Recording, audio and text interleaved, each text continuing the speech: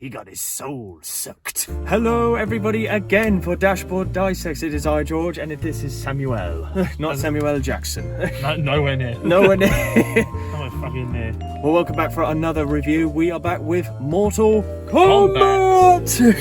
What a film it was. Oh, that keeping the traditions with video game movies. They're either your cup of tea or they're not. Yes, you either like them or you don't. Yeah, and this was no exception. However, is it better than the original 1995 one? We shall see. Right, the plot is very... You can explain this. Yeah. Well, there's not much to explain with the plot of this movie, really, because it's very... chosen, you must fucking fight. Yes, it's very generic, to say the least. It's not on the levels, the crazy levels of the games, which, of course, if you're a die-hard fan, this may annoy you. Yeah. But for movie audiences who want to get involved with Mortal Kombat, this is sort of the step in the right direction, which I kind of agree. You need to start slow and get the base characters in. Yeah, you can't just accept that everyone's a Mortal Kombat fan. No. Or a die-hard fan that understands everything. So there's plenty of Easter eggs and references in there. We follow the life of Fighter Cole, if we're calling that. Punchbag Cole, we'll call him. Punchbag Cole, because he gets his ass whooped in this movie. I do like, it makes me laugh how the person in his corner is his daughter. And the only advice you can give him is just throw the uppercut. Just keep throwing the uppercut. But he never did throw the uppercut, did he? No, why do you want to listen to a teenager? What does she know about fighting, for God's sake? Have a real person in the corner. It starts with the backstory with SubZero and Scorpion. Before they became such Jihan entities. and Hanzo.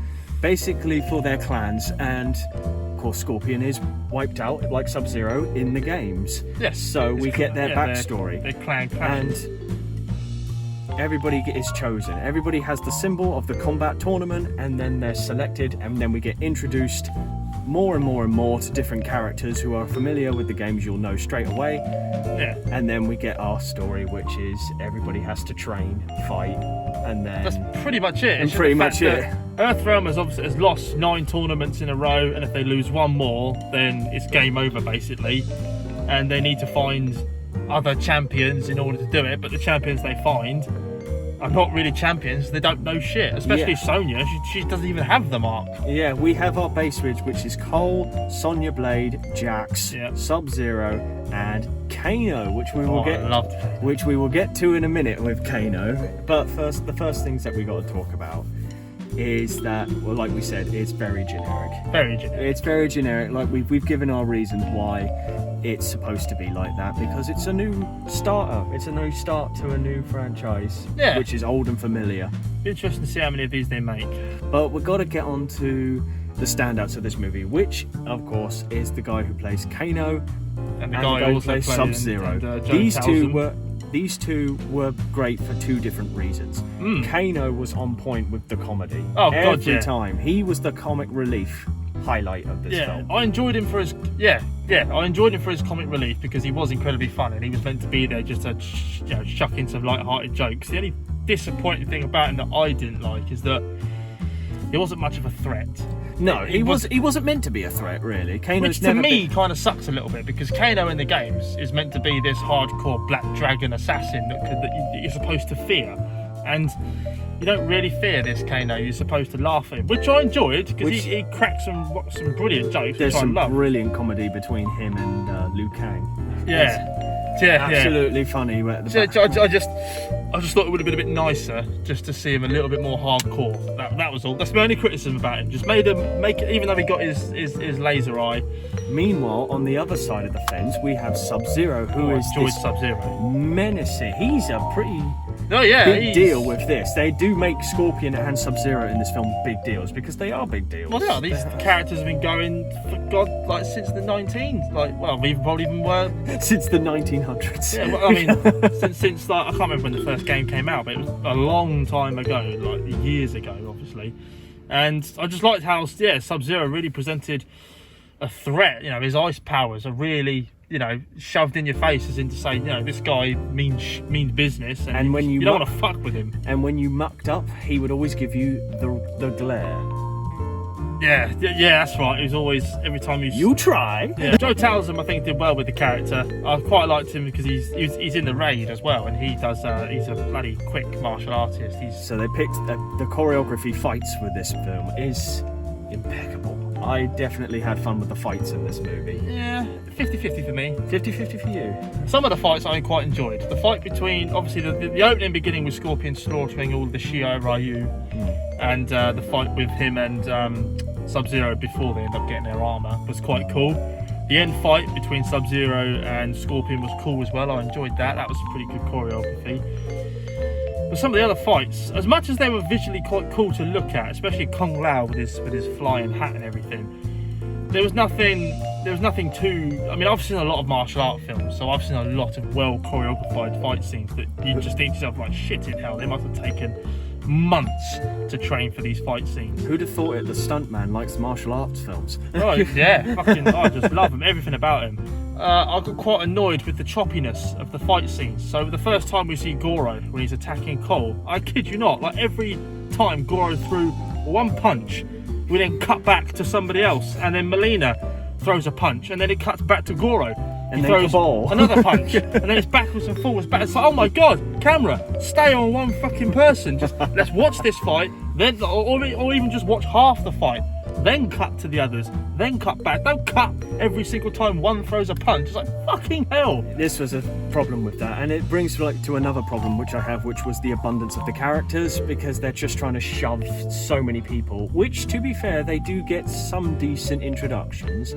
Although I do feel Kung Lao was really just like, he just literally appeared out of nowhere, didn't he? I think it was quite cool though. He was His quite hat cool. just appears and he just jumps up off out of the floor. How we should do. Yeah, he just pops out the floor and just like, yo! Literally just like introduction, hey, this is my cousin. Deal Yeah, with it. that's it. So it's a lot of people. It's very cheesy, this film as well. Like, Very, very cheesy. a lot with of some the, you know, with dialogue. all the flawless victory and fatalities, and it's just a lot of game, Kano wins. I was like, what? A lot of the game references are sort of like shoehorned into it. Lots of times, but the thing that is a pleasant thing to have with this is the fatalities. They are in this movie. Proper fatalities, like in the game fatalities. Yeah, moves that you'd have to, you know, do up, down, left, right, circle, circle to freaking get. You saw him in the film. It's brilliant. If you do see it, you'll wonder the same as us. Like, how the fuck is this film a 15? Yeah, how do they rate How is this a 15? Should be an 18. There was some real gore in it, which I liked because it's meant to be. So yeah, it's Mortal Kombat to a T. But you can't take a 15-year-old to watch that film. No, well, No way. I mean, it depends, but I personally say that it should have been. Depends on the parents. Should have been an 18. There's a lot of fucking swearing in it as well, especially with Kano. It's not really a great deal to say about this film because there's not much involved apart from the fact that it was literally just feels like a fan-made film just to say, here's all your favourite characters. I mean, I would have liked to have seen a few more, but I don't think they've had time for them all. It did feel a tad. I did quite like it when Liu Kang constantly kept sweeping Kano out with the leg sweep. And I just thought to myself, oh my god, that is every online player ever.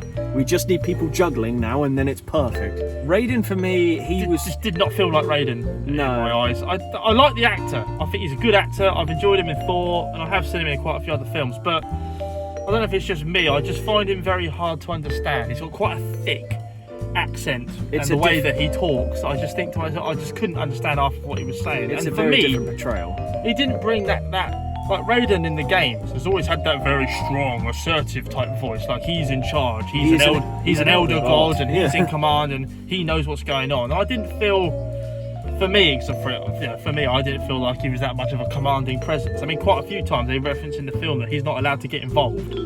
Yeah, he does just that multiple times. He's always getting involved, whether it's fucking mask, whether it's getting involved by helping shield them with his powers, or predicting things, or I don't know. He did quite a few things. Even at the end, so I thought an elder god wasn't allowed to help out or anything. And he sort of gives the look as if to say, well, I did. It's like, what's the point of having these rules if you can just break them? Like at the end of the film when Shang Tsung is explaining that, oh, you may have defeated all my champions, but death is just another realm. And then Goro and SubZero and everyone, they just fuck off somewhere. And you just think, oh, great, so death isn't even permanent in this? Which I kind of expected, because I just don't like that. I just think that over the course of 11 Mortal Kombat games, you wonder how this will probably be, which they're trying to do, they sort of get the grips of the Elder Worlds. I just think that it should have been it would have been much better that if you watch a character die and you think, shit, he's just been killed, not then think, oh, well, it doesn't matter because he'll be back. They'll find a way to bring him back. I mean, the only person that ain't coming back is Kung Lao. he got his soul sucked. Yeah, kudos to the guy who plays Liu Kang though, because he is flipping jacked. Like there are scenes where he is literally in his position, and there is muscles on muscles with this guy. He is toned to death. He's very it's definition, a lot of definition. I definitely think he was a perfect pick for Liu Kang. There couldn't have been anybody else that could have embodied him. I quite liked Kabal as well. Kabal was quite cool. Kabal was his outfit looked very good. He kind of nailed that. His introduction was actually, I think, handled the best because he's basically sort of like an assassin. And of course, he knows Kano. He said he feared Kano when they met up. Didn't fucking think it with this Kano in this film. No, but he's fearful of Kano because of the stuff that he's done before in the past as the Black Dragon. And they don't really, it's sort of the saying goes, show don't tell. And these two actually do meet up and talk about their differences. But to me, that worked. Kabal was in there for as brief as he was. It did work. Yeah, he just comes in and just basically sort of, it's just a bit like, what are you doing on this side? If you just think of whatever you want and double it again, come over and work for us. Which makes sense, because Kano doesn't exactly have much honour about him, does he? It's just a case of, money. But I think there's one story that I think should have been, the personality between the two should have been brought on a lot more, because these two, if in the sequel, they're going to be quite pivotal characters, and that's Jax and Sonya. Yeah, because they've always had a very interesting, well, not an interesting relationship, but they've had a pretty buddy-buddy relationship in the games. They should have had a lot more to that, obviously. And I think when Johnny Cage comes into play, he's going to be, of course, if you know the games, you know what Sonya and Johnny are going to be. If they're going to make another one, just bring me some Shao Kahn action. You want Shao Kahn? Oh, I do, yeah. I want the Shao Kahn from Mortal Kombat 11. That's where I think he looks at his best. Here's my unpopular opinion. I don't want fucking Ryan Reynolds as Johnny Cage. Yeah. I've said it. I don't like Ryan Reynolds that much. He acts the same as Deadpool in everything now. I've had enough. It's getting very cliche, isn't it? Every film you see him in, it is just like, it's just Deadpool. It's Vince Vaughn syndrome. He's becoming and Vince Vaughn has actually got better now that he's hung out with Mel Gibson. He's becoming very typecast, isn't he? Very typecast. Like, it's almost like he's found his stride with Deadpool. Everybody loved it, and now he's just playing Deadpool every time in every single one of his films. I mean, which is a bit of a shame actually, because Ryan Reynolds has done some films that are more emotional, that actually require a bit more acting. Yeah. And now he's just gone from that to just constant comedic roles, which is fine because I do find him funny.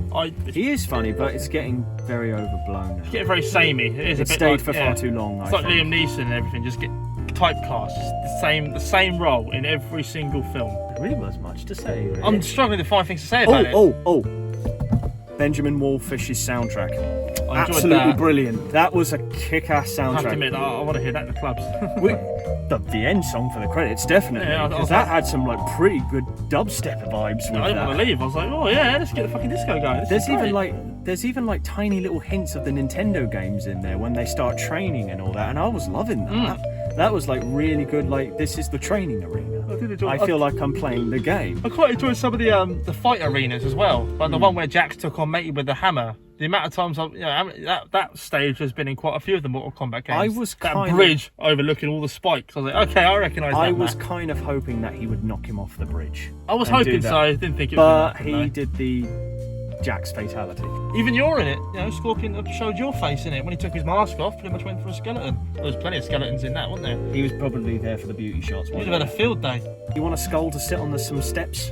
He's your man. Yeah. Just don't talk about pay. Well, this is going to be a very quick review. I can't think of anything else to say about it. It's not. There's not. How many fingers, sir? Out of 5. I'd say I'll give it a 3 for me out of 5. I'm not going to lie, there were times with the story that I was getting very bored. But the action picked up around about that time. I did enjoy the action, yeah. Like I said, the fight scenes and the choreography weren't my favourite. There were some I was like, wow, this is good. But no, I have to admit, when they were trying to develop the story, I got bored because there wasn't much to get invested in. I wasn't thinking, there was nothing interesting about it. You've just got this fighter that can't fight. It's a starter pack. Until his plot armour literally wraps around his entire body so that he can't even get hurt. Yeah, I wonder where they're going to go with that. I'm just not particularly that interested. Unless he fully takes over as Scorpion. Yeah, 3 for me. 1 for the story, 3 for the fight scenes. But overall, I'm not gonna lie, I did come out with a smile. I did enjoy it when it picked up, but I did get bored sometimes. I would definitely say if you're a die-hard Mortal Kombat fan, this is going to really frustrate you. You'll be disappointed. But as for me, who's just like seen the characters, didn't really care much for the game at least, you could at least get some enjoyment out of it. So for that, I'm also going to give 3 fingers as well. Yeah, I'm giving 3 fingers. We're on par with this one then. Yeah, it's pretty good, pretty down the middle. Well, I guess we'll leave it at that really, because I haven't got anything else to say about it. Nah, not even me. But I will be able to catch you guys later on because we've got more films lined up because everything's open now. Finally, the cinemas are starting to reopen and we can start getting our lives back on track. Yeah, none of these hopefully soon. Oh, I can't wait to rip this thing off. It's falling halfway down my face anyway. It's like yours is falling apart. It's just shit.